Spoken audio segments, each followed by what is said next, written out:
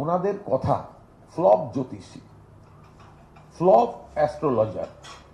2021-এ বলেছিলেন আব কি বার 200 পার, তো 200 পার হয়েছিল, 77-এ শেষ হয়ে গেছিল, আজকে কমে গিয়ে 60-তে দাঁড়িয়ে আছে।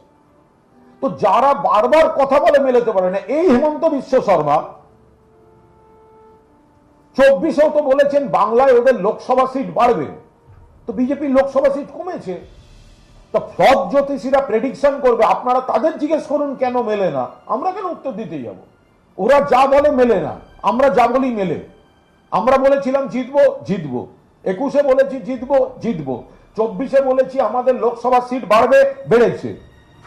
যারা ফ্লপ জ্যোতিষী তাদের কথার উত্তর আমরা কি দেবো? বাংলার মানুষ উত্তর দিয়ে দিয়ে। তো ওরা তো এই একের পর এক কনস্পিরেসি, আর এখন ইলেকশন কমিশনকে দিয়ে একে ট্রান্সফার, ওকে সরানো, এই রেগুলেশন এইসব করছে। কোর্টও তো রীতিমতো এইসব টু হুইলার নিয়ে পাগলামি করেছে, ভৎসনা করেছে। তো এখন আমরা দুটো কথা বলে রাখছি, যত লিডার, এই হোম মিনিস্টার, প্রাইম মিনিস্টার, বিজেপির দুনিয়ার চিফ মিনিস্টার, যারা ডেলি প্যাসেঞ্জারি করার টিকিট কাটছেন, তাদের আমরা একদিনই রিটার্ন টিকিটটা কেটে দেবো, সেটা 4 তারিখ দুপুরের পর। বাংলায় আসার আর ইচ্ছা থাকবে না।